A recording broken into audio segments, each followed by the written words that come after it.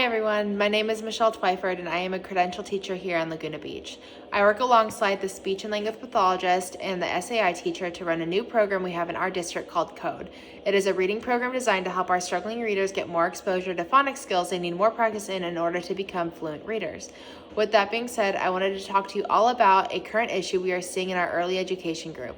As most of you know, we have included our TK program at our district at no extra cost to our community, thankfully due to the expansion of universal transitional kindergarten. While this is amazing and I am so grateful that families are able to get high quality early education at no extra cost, it has led to an increased academic pressure on both students and teachers. This pressure is causing teachers to push reading instruction into classrooms earlier than is developmentally appropriate. Research tells us that children go through 4 phases on their way to becoming fluent readers: the pre-alphabetic stage, the partial alphabetic phase, the full alphabetic stage, and the consolidated alphabetic stage. Most of the students we have in TK are in the pre-alphabetic stage, but what does this actually mean?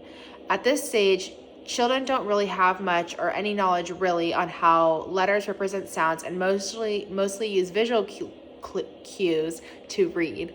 For example, a child might recognize the word Costco on a truck. This is not because they can decode it, which is the fancy teacher way of saying read, but it's because they have memorized the way that it looks from repeated exposure. This is recognition, not true reading. The reason I'm bringing this up is because we have been seeing that due to this pressure, teachers are introducing traditional phonics instructions too early, and it tends to replace types of experiences that kids at this age need the most, which is play. I know that it sounds a little silly to say that our kids need to play more at school than learning in a traditional aspect. However, play is not separate from learning, but how children at this age actually learn.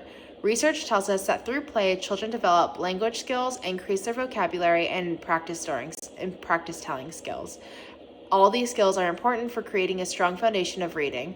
Research from the science of reading support this claim, as they state that strong literacy skills begin with foundational skills.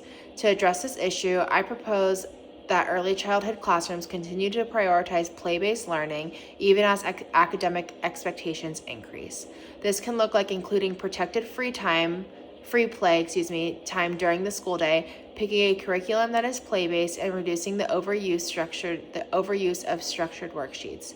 This will increase a child's need for play at this age, which is supporting their cognitive, language, social-emotional skills, as well as building skills needed for strong foundations for reading.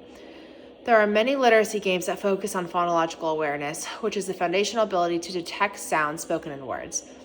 One of my students' favorite activities comes from David Kilpatrick's drills. I call it my word game. These are about 2 to 3 minute drills that have students delete, substitute, or reverse sounds in a word. At this age, students can do the first level, which looks like breaking up compound words. For example, I tell my students, say toothbrush. They repeat toothbrush. I then instruct them to say toothbrush again, but don't say tooth, and they normally yell brush. This is building up phonological awareness by supporting a cognitive process called orthographic mapping. This is an example of a game that you can play that still meets to increase academic expectations, but is doing it in a way that is building strong foundational reading skills for students that is developmentally appropriate for them at their age through play and interaction, meaning we are meeting the students where they're at. As families and community members, you play a strong role in advocating for developmentally appropriate practices in your child's classroom. By understanding how children at this age truly learn, we can work together to support our children's academic and overall development. In close, while I believe the expansion of UTK, which is Universal Transitional Kindergarten, is a huge step in the right direction to support our community's youngest members and their families, we need to remember to be mindful of how our children develop. By protecting play and prioritizing play-based experiences, we are not only creating future strong readers, but supporting their cognitive, social, emotional, and language development, creating well-rounded, successful students. Thank you so much. Bye.